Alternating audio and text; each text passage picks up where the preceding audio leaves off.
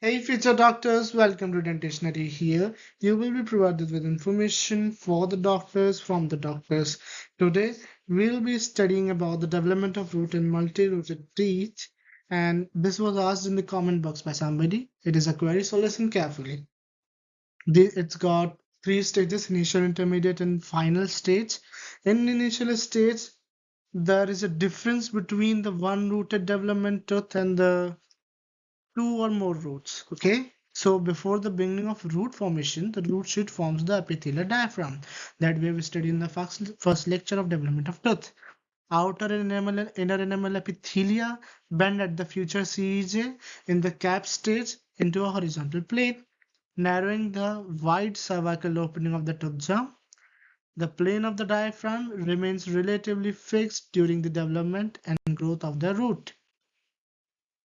The proliferation of cells of epithelial diaphragm is accompanied by the proliferation of the cells of the connective tissue of the pulp, which occurs in the area adjacent to the diaphragm.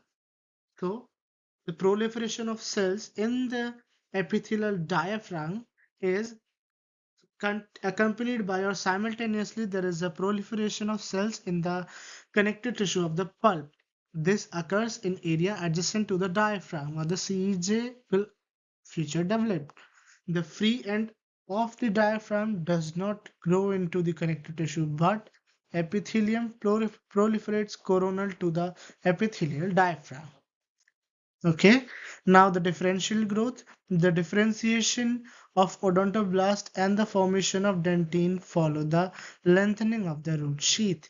This is an intermediate process, which is the differentiation of odontoblast and formation of dentine will occur following the lengthening of the root sheath. It will follow the length.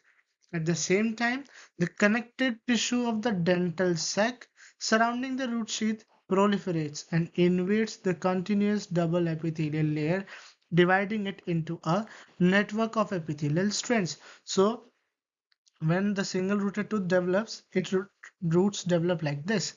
But because of this proliferation and invasion of the continuous double epithelial layer, the root will develop like this, and this furcation will go upward and will become like this.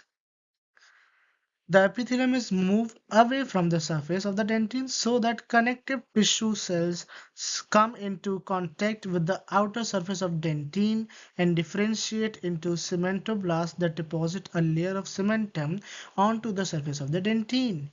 So, epithelium moves away or get removed by this invasion, okay, uh, from the surface of the dentine so that connective tissue cells come in contact with the outer surface of the dentine and differentiate into cementoblasts, which later deposit a layer of cementum that will limit the root. Now the final stage, what is that? The rapid sequence of proliferation and destruction of Hartwig's root epithelial sheet explains the fact that it can't be seen as a continuous layer on the surface of the developing root. So hers can't continue with the developing root. In the last stage of root development, the proliferation of the epithelium in the diaphragm lags behind that of the pulpal connective tissue. The wide apical foramen is reduced first to the width of the diaphragmatic opening itself and later is further narrowed by the apposition of dentine and cementum to the apex of the root. So what we are talking about, that there is a discontinuation of the epithelium. So it this is a root and there will be apical foramen where from where the nutritive vessels come outwards like this for the nutrition of the pulp and the tooth. Like this is the epithelial diaphragm which is at the CEJ somewhat section through tooth germ. Note the epithelial diaphragm and the proliferation zone of pulp. See, high magnification of cervical region. This one imaginary stage. This is an imaginary stage showing elongation of the Hartwig root epithelial sheath coronal to the diaphragm. So coronal development of the root sheath. This one. Okay. Then differentiation of odontoblast in elongated pulp. Okay. In area of proliferation, dentin has been formed. See here in area of development, in area of the proliferation, the dentin has formed. The dentin has formed here, and the root sheath is broken up into epithelial rest and is separated from the dentinal surface. Separated from the dentinal surface, it gets broken. The epithelial thing is broken. Differentiate into cementoblast. So this will develop into cementoblast, and this is the your future part of the CJ. This discontinuation here is the result. What is the mechanism? The differential growth of the epithelial diaphragm is in multirooted teeth causes the division of the root trunk into two or three roots. Okay, so differential growth of the epithelial diaphragm divides the root into two or three. During the general growth of the enamel organ, the expansion of its cervical opening occurs in such a way that long tongue-like extensions of the horizontal diaphragm develop.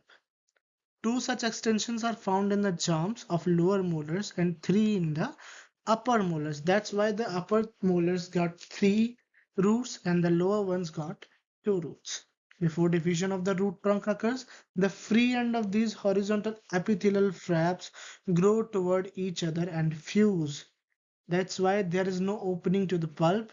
This means that there is no discontinuation, that the pulp will come out like this. It means that this is your tooth and it's layered by cementum. So the pulp goes like this. Okay. See the three stages in development of tooth with the two roots and one with three roots. Surface view A. It is a surface view during the growth of tooth germ. The simple diaphragm expands eccentrically so that horizontal epithelial flaps are formed. Like here, these are epithelial flaps. These are horizontal. So in the uh, cross section, we are seeing just eccentric rings. Later, these flaps proliferate and unite. These are the dotted lines here.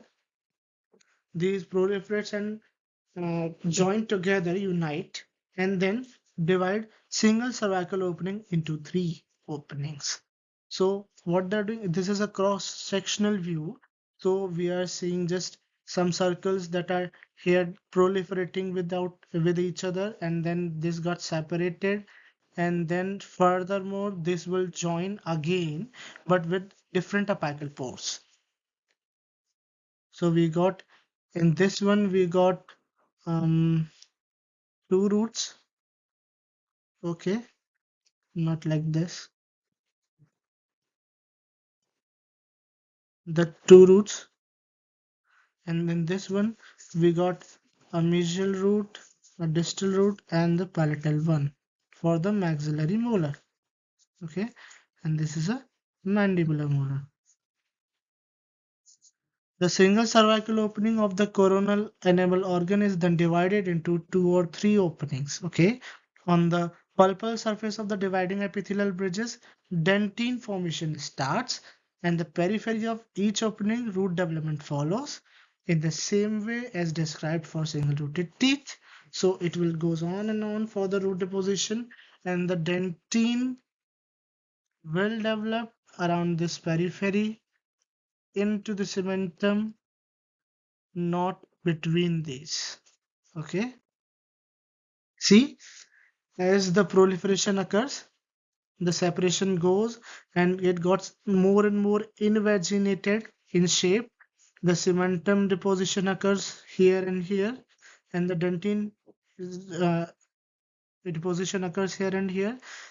Then there is the Hers epithelial break.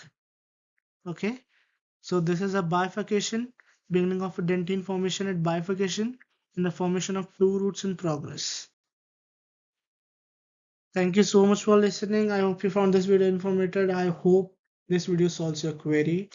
And if you have any doubts or queries about another something, please comment down below or you can DM us on Instagram. Thank you so much.